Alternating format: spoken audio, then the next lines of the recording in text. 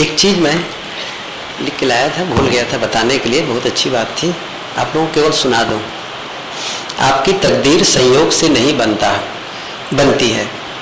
आपकी तकदीर संयोग से नहीं बनती है, यह तो आपके फैसले से तय होती है।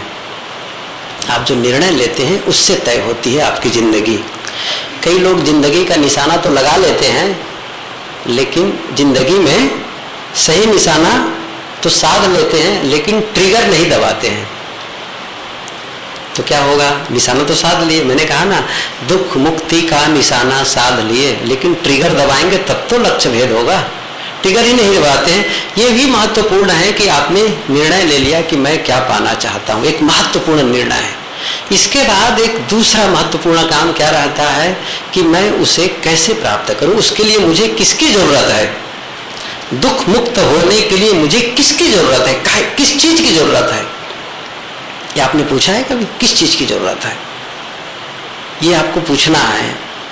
मैं यदि बताने लग जाऊं तो आप लोग रोज बताते हैं, केवल शब्दों में उसको बयान करना है, कुछ नहीं है।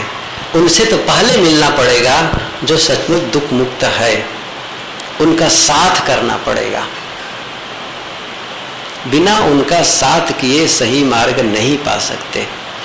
सूत्र रूप में दूसरा है, ऐसे विचारों को अधिक से अधिक सुनना होगा और पढ़ना होगा, जिसमें इस प्रकार के विचार लिखे गए हैं। उन सद्ग्रंथों को पढ़ना होगा और ऐसे लोगों से विचार सुनना होगा जो दुख मुक्ति का रास्ता बताते हैं। और फिर इन दोनों से जो ज्ञान अर्जित होगा उसका प्रयोग जीवन में करना होगा। ये क्रम है। बहरहाल ये बातें पूरी हुई। अब कल जो चर्चा हुई थी, आज मैं कापी भी जल्दी में देख नहीं पाया था, मैं ही ऊपर कुछ ऐसी बातें हो गई कि आने में थोड़ी सी कठिनाई हुई। फिर भी कुछ लोग ध्यान में बैठे थे तो मैं झांक लिया कापी उठा कर, तो कुछ तो बातें समझ में आ गई हैं। कुछ लोग बड़े विस्तार से लिखे हैं, कुछ लोग संक्षिप्तम लिखे हैं, कुछ लोग लिखे ही नहीं है। ठीक है, क्या है? पहली चर्चा है, जब आप इस दुनिया छोड़कर जाएंगे तो आप किस रूप में याद किए जाएंगे, अर्थात अपनी श्रद्धांजलि अपने हाथों लिखिए। कितने लोग लिखे हैं, ईमानदारी से बताएं? लिखे हैं? बढ़िया। ऐसा क्यों मैं कह रहा हूं, इस चीज को आप समझ ले, महत्व को, गंभीरता को, तो आप काम करेंगे। श्रद्धांजलि, हम एक शब्द ही लिख देता हूं पहले। अभी किसी की श्रद्धांजलि सभा नहीं है, ये तो तय है ना। सब लोग जिंदा हैं, इसलिए उसकी चिंता मत करें। बहरहाल हमारी श्रद्धांजलि में कोई कहे या न कहे, हम उसके जिम्मेदार नहीं हैं। नहीं भी कह सकते, कह भी सकते हैं, लेकिन इस कहानी से जो महात्मा लोग कहा करते हैं उससे बात साफ हो जाएगी। और कहानी बहुत पुरानी है, जिसे आप लोग कई बार सुन चुके हैं। किसी सेठ के पास एक कर्मचारी की आवश्यकता थी और 2 कैंडिडेट आ गए कि मैं आपके पास रहना चाहता हूँ, मुझे नौकरी पर रख लीजिए। और वो काशी की बात थी, 10वां सोमेघ घाट के सामने उनका मकान था। उसी समय 2 मुर्दे लोग ले जा रहे थे आगे पीछे। तो सेठ ने कहा मुझे तो एक की जरूरत है। तो क्या करते हैं सेठ लोग, बहुत उनके सर्टिफिकेट का महत्व नहीं देते हैं, उसका व्यवहारिक ज्ञान कितना है ये समझते हैं, फिर उसको नौकरी पर रखते हैं। तो कहा कि अच्छा है, ये जो देखो 2 मुर्दे ले जा रहे हैं, जरा पता लगा करके आओ कि इसमें कौन स्वर्ग गया कौन नरक गया।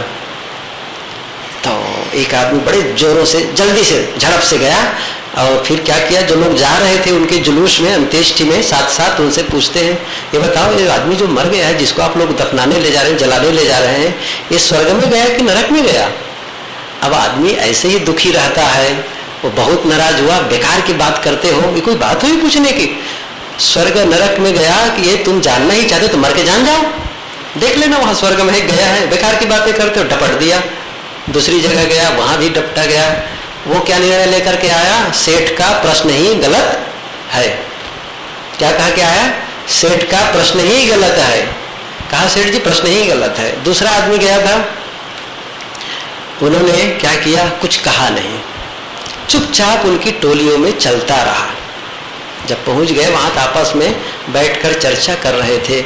एक टोली में एक मुर्दा के टोली वाले क्या बात करते थे कि ये आदमी इतना खराब आदमी था कि पूरे जीवन को नरक बनाया हुआ था, सबके जीवन को, गांव भर को बर्बाद कर डाला। ये कहा, एक ने कहा क्या करूं, नहीं आता, चाचा जी थे, आना ही था, नहीं आता तो लोग क्या कहते। दूसरे ने कहा अरे यार तुम्हारे तो चाचा थे इसलिए आए, तुमको परेशान करते थे, हम तो बिल्कुल संबंध नहीं था फिर भी हमको जीवन भर परेशान करते रहे।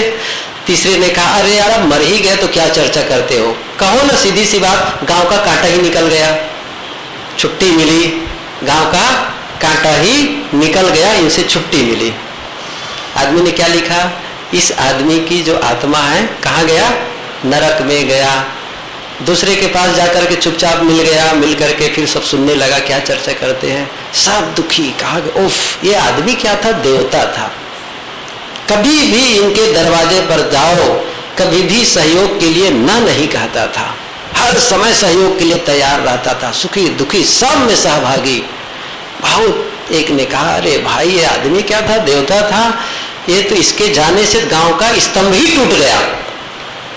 उसने लिखा इस आदमी का जो आत्मा है कहाँ गया, स्वर्ग में गया। साहब ने कहा सही दानी रहेगा वो बोल। साहब ने क्या लिखा है कि सही दानी रहेगा वो बोल, मुंह पीछे केवल सही दानी, केवल आपके द्वारा किए हुए व्यवहार की ही चर्चा होगी। आप ऐसा तो नहीं कह सकते, कहें कोई भी नहीं चाहेगा कि आपका लड़का या आपके परिवार को कोई खड़ा हुआ और कहे कि क्या बताएं, इन्होंने कभी कुछ धन नहीं कमाया और जो कुछ पुरखों द्वारा मिला था उसको भी उड़ाया, अब पता नहीं इसके बच्चे कहाँ लगेंगे, क्या करेंगे, भटकेंगे।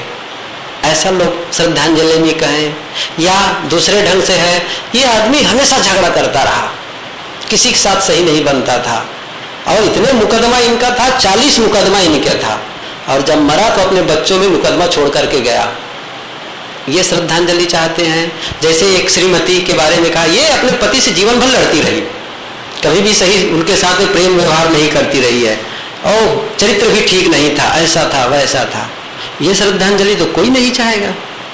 हम सब चाहेंगे क्या, एक ईमानदार व्यक्ति बनना चाहते। किस रूप में जाने, ईमानदार व्यक्ति थे, बढ़िया आदमी था, सहयोगी था, सरल था, साधना परायण था, यही तो हम चाहते हैं ना। हमको इस रूप में याद करें। एक याद आती है उनकी बात, मैं नोट लाया था किसी प्रयोग के लिए लाया था, लेकिन ये प्रयोग मैं कर नहीं पाया। इसका एक प्रयोग था, बताना था मुझे ये कैसे उसका प्रयोग है उसको, लेकिन अब नहीं, देखेंगे अगले साल या कभी। बहुत बढ़िया प्रयोग था, लेकिन छोड़िए। तो वो भी गिर गया था, शायद बताता रहा कि हाँ बताओ बताओ ठीक है बाद में बताते हैं। तो हुआ क्या कि क्या कह रहा था, भूल गए, सब भूल गए, सबके तरफ सबका ध्यान नोट में चला गया कहाँ गया, मेरा भी आपका। इसीलिए कहते हैं माया महा ठगनी, हम वो सबको ठग लिया। अभी मैं क्या कह रहा था भूल ही गया।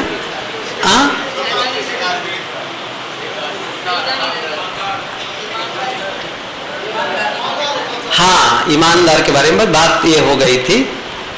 तो जैसा हम जीवन जीना चाहते हैं या जिस बारे में जैसा हम मशहूर होना चाहते हैं, हाँ उसके बारे में कह रहा था। एक आदमी था, एक दिन अखबार जब उठाया, बहुत पहले की बात है, सच्ची घटना है, तो उसमें क्या लिखा था, उठावनी वाला जो कॉलम था ना श्रद्धांजलि वाले, वहां उसका नाम छपा था। जब अखबार पढ़ा, अरे कैसे कहते हैं, मैं तो जिंदा हूं, बड़ा अटपटा लगा, मैं जिंदा हूं कि मुर्दा हूं, ये कैसे छाप दिए मेरा नाम, ये मर गया कह के।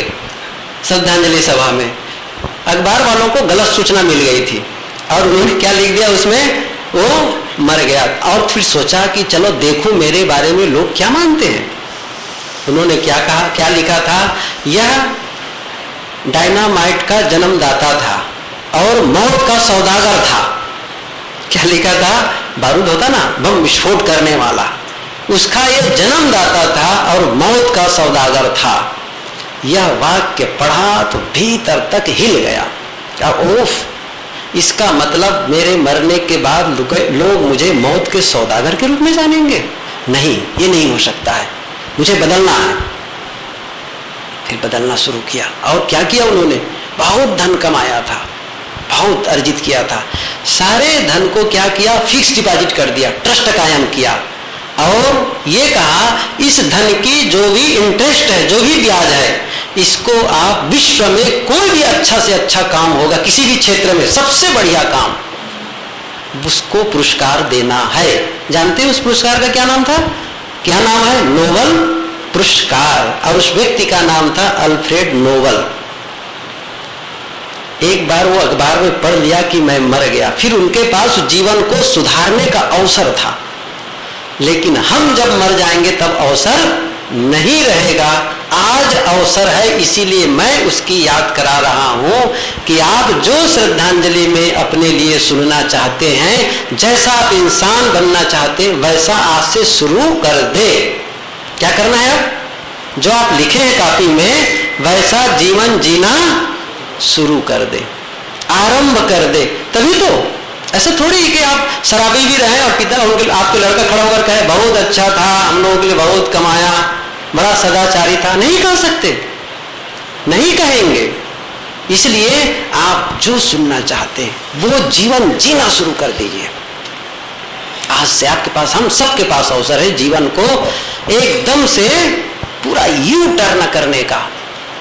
इस बात को ध्यान दीजिए। कैसे?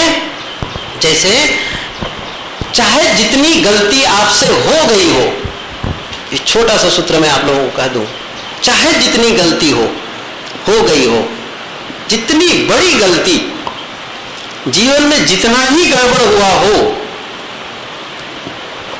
व्यतिक्रम हो गया हो, आप दोनों को सुधार सकते हैं, आप बदल सकते हैं। और कब बदल सकते हैं? यह निर्णय लेकर मैं बदलना चाहता हूं। ये वाक्य आप लिख करके टांग लीजिए वहां आपके बाथरूम में। मैं बदलना चाहता हूं और मैं बदल सकता हूं। कभी भी यू टर्न ला सकते हैं। इटली की कहानी याद आ गई, नीति कथा। कांटा तो जोर से भाग रहा है, आगे की चर्चा रह जाएगी, लेकिन एक कथा बहुत महत्वपूर्ण है, इसलिए मैं सुनाना चाहता हूं। दो युवक थे। तो दो युवक, क्या हुआ? भेड़ चुरा लिए। कहानी का नाम क्या है? शीप थिप। ठीक है ना? शीप थिप। मैं इंग्लिश में गलत हो जाऊंगा तो बताइएगा। शीप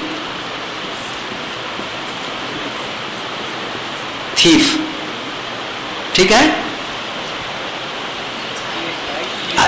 THIEF, हाँ ऐसा ही है। डबल ई ऐसा दो। अब सही है? इसका मतलब आप लोगों को दिखाई दे रहा है। ठीक है, ठीक है, प्रयोग हो गया। मैं भूल गया था। मैं बहुत, जब विद्यार्थी था ना तो मैं बहुत होशियार नहीं था, अभी भी नहीं हूं, इसलिए जल्दी भूल जाता हूं इस चीज को। तो क्या था? शीप थीफ, भेड़ चोर। दो युवक भेड़ चुराते पकड़े गए और पकड़कर जब उन्हें पंचों के बीच पंचायत में ले जाया गया तो पंचों ने क्या निर्णय लिया? जबरदस्त निर्णय था। ऐसा उन्होंने स्वीकारा भी, हमने चोरी की, और ऐसा निर्णय जो उसके जीवन भर याद रहे। क्या किया जानते हैं? उसके माथे पर लिख दिया गया शीप थीफ। वो जो माताओं के जो यहाँ पर चिन्ह नहीं बनते डट डट डट करके, जो जीवन भर बना रहता है, वैसे ही लिख दिया गया, उकेर दिया गया शीप थीफ, ताकि ये जहां भी जाए लोग जान जाए कि भेड़ चोर है। जहां भी जाए, और जीवन भर के लिए ये बात रह गई। कितनी बड़ी बात है। तो उसको शॉर्ट फॉर्म में क्या लिखा था? ST, शीप थीफ, ये आया। एक युवक था, वो इतना शर्मिंदा हुआ कि वो गांव छोड़कर चला गया। मैं नहीं रहूंगा, और कहा लोगों से मैं उतनी दूर चला जाऊंगा जहां तक मेरा पैर ले जाए। चला गया। जहां जाते वही, जहां जाते रहते, थोड़े ही दिन के बाद न जाने कहां से पता चल जाता कि हमारे बीच एक भेड़ चोर आ गया है। अब बेचारा फिर दूसरे गांव में जाता। ऐसा करते करते बूढ़ा हो गया, गरीब बूढ़ा अकिंचन बन करके, दुखी होकर के उन्होंने अपने शरीर को छोड़ा। दूसरा युवक था, वो कहा, उनका भी मन तो हुआ कि मैं जाऊं, लेकिन उन्होंने कहा कि मैं नहीं जाऊंगा, मैं यही रहूंगा और अपने को बदलूंगा, परिवार की और समाज की सेवा करूंगा। फिर उन्होंने क्या किया, जिसके भेड़ को उन्होंने चुराई थी उसी के घर नौकरी कर ली और इतनी मेहनत की उन्होंने, इतनी अर्जित की, अर्जित करने के बाद जो भेड़ की कीमत थी उसको उन्होंने अदा कर दी और फिर कमाया और एक छोटी सी जमीन खरीद ली और भेड़ खरीद करके स्वयं अब भेड़ पालने लग गया। और भेड़ की इतनी सेवा करता था वह, इतनी सेवा करता था कि भेड़ बहुत हो गए। जब भेड़ बहुत हो गए, हजारों की संख्या में, तो जानते हैं सैकड़ों नौकर रख लिए वो, सैकड़ों नौकर। और उन भेड़ के बालों को वो बेचता था, बाहर से बुनकर आते थे, उनको बेच देता था ऊन बनाने के लिए। इस प्रकार वो इतना धन कमाने लगा कि गांव की सेवा करने लगा, कोई भी आता उनकी सेवा में लगाया करता था। अंत में क्या किया उन्होंने, वो स्वयं एक प्रोजेक्ट तैयार कर लिया ऊन बनाने की। इतना उसका बढ़ा, और जो उसकी भेड़ें चलती थी ना पहाड़ियों पर, तो लगता था जैसे एक हिमखंड हो, बहुत सी भेड़ थी सफेद सफेद, कई नौकर चाकर। फिर उन्होंने एक फैक्ट्री कायम कर दी ऊन के बनाने वाला, कपड़े बनाने के लिए। उसके कपड़े देश विदेश बिकने लग गए और बहुत सेवा, धर्म के क्षेत्र में मंदिर का निर्माण, वो करना ये करना, चारों तरफ बड़ी उनकी प्रसिद्धि हो गई, शोहरत हो गई कि सबका सहयोग। ऐसा कोई आदमी नहीं था गांव में जिसका उन्होंने सहयोग नहीं किया था। वो भी बूढ़ा हो गया। एक दिन जा रहा था गांव की गलियों में, उधर दुकान की तरफ सड़कों पर जा रहा था, सड़क के किनारे किनारे फुटपाथ पर, तो एक आगंतुक आया बाहर से। उन्होंने देखा ST ऐसा लिखा हुआ है, ST। जब वो चला गया तो एक दूसरे दुकानदार से पूछते हैं, अरे अभी अभी जो एक आदमी गया है उसके माथे पर ST जैसा कुछ लिखा है, इसका क्या अर्थ है? दुकानदार बूढ़ा था, वो भी झाड़ू लगा रहा था। देखा कि कौन है, वो पहचान गया। वो उसके बचपन के मित्र थे, उनके साथ पढ़े लिखे थे, क्लास फेलो थे।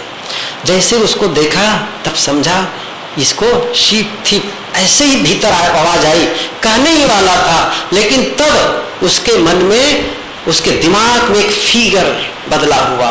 ये आदमी समाज की कितनी सेवा करता है, कितना गांव का सहयोग किया है, हर व्यक्ति की सेवा करने वाला है, धार्मिक है, सबका सहयोगी है, बहुत अच्छा आदमी है। उसका भाव उनके प्रति इतना बदला, इतना बढ़िया होने लग गया। अंत में मुस्कुरा कर कहते हैं वो, अच्छा वो जो ST लिखा है उसके बारे में कहते हो? मैं कहा हाँ, मैं उसी के बारे में पूछ रहा हूं, उसके माथे पर ST जैसा क्या लिखा है? तब वो कहता है बड़े मुस्कुरा कर उत्साह से, ST का मतलब होता है संत। क्या कहा उन्होंने? ST का मतलब है संत। भेड़ चोर नहीं कहा, शीप थीप नहीं कहा, क्या कहा? संत। जब भेड़ चोर अपने जीवन को बदल सकता है, हम नहीं बदल सकते हैं? हम भी बदल सकते हैं।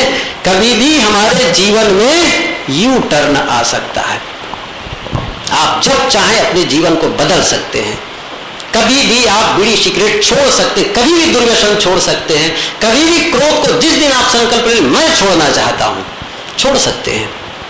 लेकिन सबसे बड़ी बात यह है कि आपका निर्णय, आपका फैसला, आप निर्णय ही नहीं लेते हैं। एक में लिखा है, लोग कहते हैं जिंदगी छोटी है, और सही बात क्या है, जिंदगी की शुरुआत ही हम देर से करते हैं, शुरुआत ही नहीं करते हैं जीने का, बस ढकेल रहे हैं, ऐसे नहीं चलने वाला है।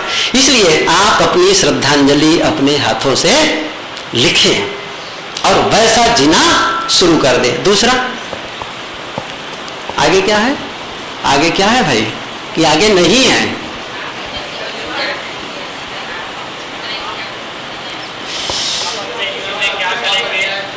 आप अपने जीवन में क्या करेंगे यदि किसी ने आपके साथ दुर्व्यवहार, अन्यायपूर्ण व्यवहार किया है?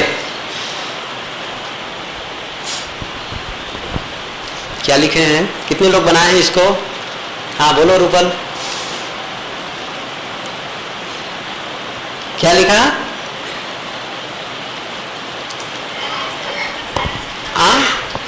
धैर्य और संयम का पालन करेंगे। अच्छा ठीक है, आगे। हाँ बोलो।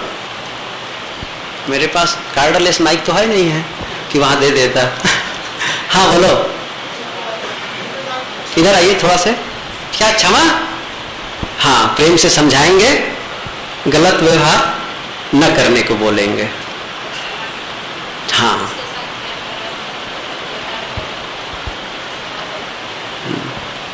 बहुत बढ़िया, बढ़िया, ठीक है। उसे मैं माफ कर दूंगा, अगर कोई आवेश में प्रतिक्रिया हो गई हो तो उसे माफी मांगूंगा। मैं उसे माफ कर दूंगा और मेरे से कहीं आवेश में प्रतिक्रिया हो गई हो तो मैं माफी मांग लूंगा। वो तो आप गलत करें तब तो भी ठीक है। कितने लोग हैं जो क्षमा करने के लिए राजी हैं? कितने लोग हैं जो बदला लेने के लिए राजी हैं? कितने लोग हैं जो बदला लेने वाले हैं?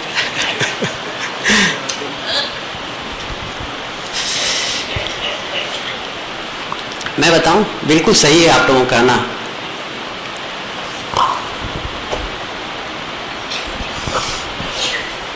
बिना शर्त क्षमा कर दूंगा। ये नहीं है कि मेरे पास क्षमा मांगने आया तब क्षमा दूंगा, वो अपने व्यवहार को बदले को क्षमा कर दूंगा। बिना शर्त। ये जानते हैं, क्षमा ऐसा गुण है जिस पर तो घंटा भर चर्चा करे तो समझ में आए क्षमा जैसी गुण जो है, और कितना आवश्यक है हमारे आध्यात्मिक प्रगति में क्षमा करना बेहद महत्वपूर्ण है। ये समझ लीजिए, आप प्रगति कर ही नहीं सकते यदि क्षमा की शक्ति आपके पास नहीं है। तो वो उसी प्रकार से है जैसे आप गाड़ी चलाएं और आपका हैंडल लॉक, क्या कहते हैं, पार्किंग लॉक जो होता है ना, हैंडल लॉक, वो लगा हुआ और आप गाड़ी चलाते जाएं, क्या दशा होगी गाड़ी की? क्रेन कैश, फोर व्हीलर गाड़ी में तो क्रेन कैश होता है ना, क्रेन कैश में रोज एक मुट्ठी आप धूल डाल दीजिए, क्या दशा होगी उसकी? डैमेज हो जाएगी।